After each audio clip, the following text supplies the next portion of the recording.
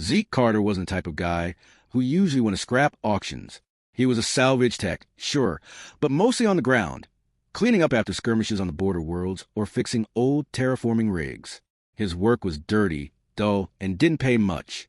That's why, when the auctioneer on the dusty moon of Vadra yelled, asterisk, old shipping container 1 credit. Asterisk Zeke figured he might as well take a chance. 1 credit. 1 lousy credit. Barely $1 back on Earth. The container looked like it hadn't been opened in decades.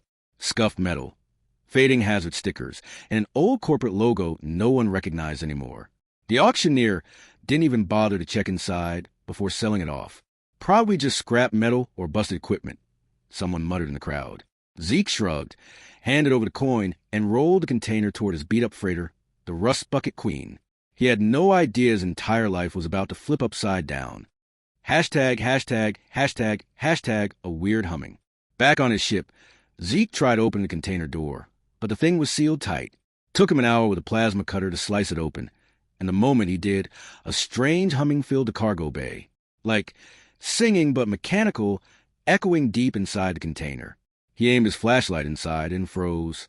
Rows of smooth, transparent pods lined the interior, sleek and curved, glowing faintly with blue stasis lights.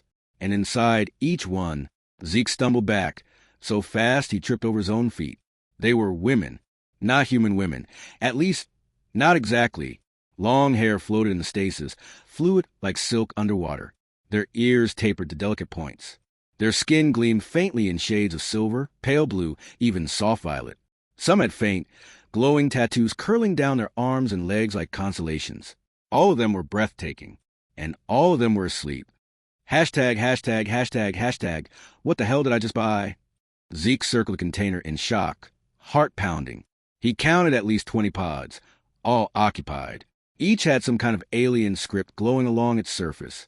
Okay, think, Zeke muttered to himself. Either this is some kind of art project, or I just bought illegal contraband. The second thought made him break out in a cold sweat. Trafficking laws in the Galactic Coalition were brutal. Even accidentally transporting sentient beings without clearance could land someone in prison for life. But then he noticed something strange. The date stamp on the pods. Year 2214. Zeke blinked. That was over 100 years ago. Whoever these women were, they'd been asleep since before his grandparents were born. Hashtag, hashtag, hashtag, hashtag, the first one wakes. Zeke was debating whether to call the authorities or quietly shove a whole container out the airlock when one of the pods hissed. Steam curled out. Lights along the side flickered, then turned green. Oh crap, oh crap, oh crap. Zeke backed up as the lid slowly opened. The woman inside sat up. She was tall, taller than him, probably 6.5 feet, with skin like polished silver and hair a cascade of midnight blue. Her eyes glowed faintly gold in the dim cargo bay light as she looked around. Then she saw him. Zeke froze like a deer in headlights. The woman blinked slowly. Then, in a voice soft but clear, she said something in a language he didn't understand. Musical, lilting syllables. Hi. Zeke managed, giving her a weak little wave. She tilted her head. Then she repeated the words, this time slower. Zeke shook his head helplessly.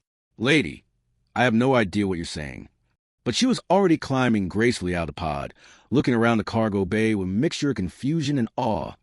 Hashtag, hashtag, hashtag, hashtag, 100-year-old mystery. Over the next hour, more pods began opening on their own. One by one, the women stirred, speaking to each other in the same strange tongue. Some looked scared, others curious. One with shimmering violet skin crouched by the control panel on her pod, frowning at the century-old readouts. Another with pale blue hair pressed her hand against the window, staring out at the stars rushing past. Zeke felt like he was babysitting a group of supermodels from another planet. Okay, he said, running a hand down his face. Let's just all stay calm, yeah? No sudden moves, no stabbing a human, please. The silver-haired one, clearly the leader, studied him for a long moment. Then she pointed at herself and said, slowly, Solera. Zeke blinked. Zeke. My name.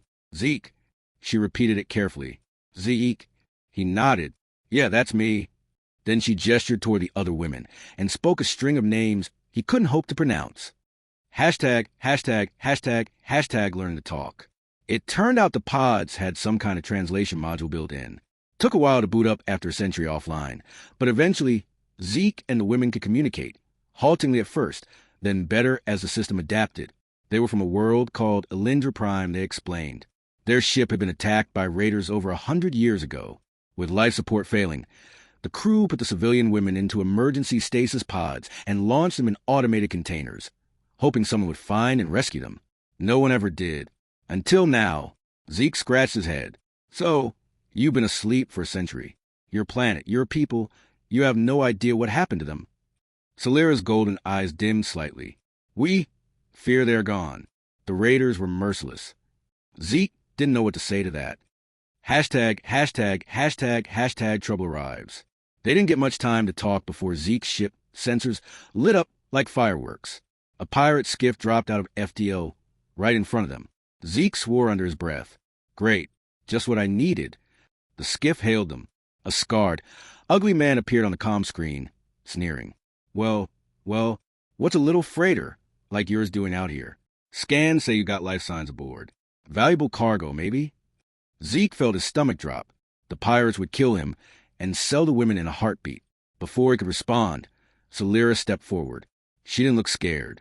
In fact, she looked angry. Put us on screen, she said calmly. Zeke hesitated. You sure? She nodded. The moment the pirate saw the tall, silver-skinned woman with glowing eyes, his grin faltered. Wait, you're... He never finished the sentence.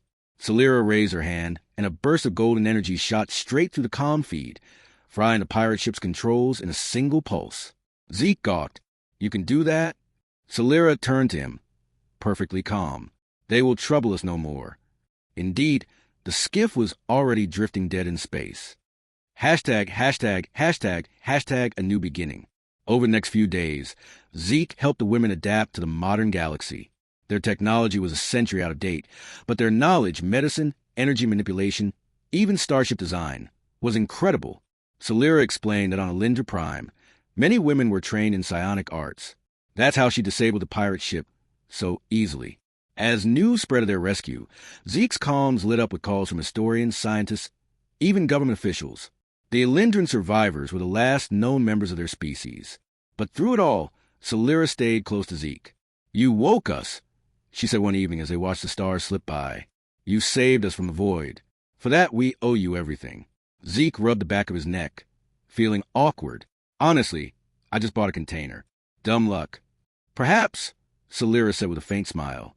But sometimes, luck is just another word for destiny. Hashtag epilogue. One credit, infinite consequences. By the time they reached the civilized world, Zeke Carter was no longer just a broke salvage tech. He was a man who had rediscovered the Elindran people. The women were granted territory to rebuild their culture. Scientists flocked to learn from them. Governments offered Zeke fortunes in rewards. But he turned most of it down. Because when Celera asked if he'd stay, help them adjust to this new galaxy, teach them about the century they'd missed, Zeke realized he didn't want to be anywhere else. After all, how many guys could say they spent one credit and found 20 alien queens in the bargain?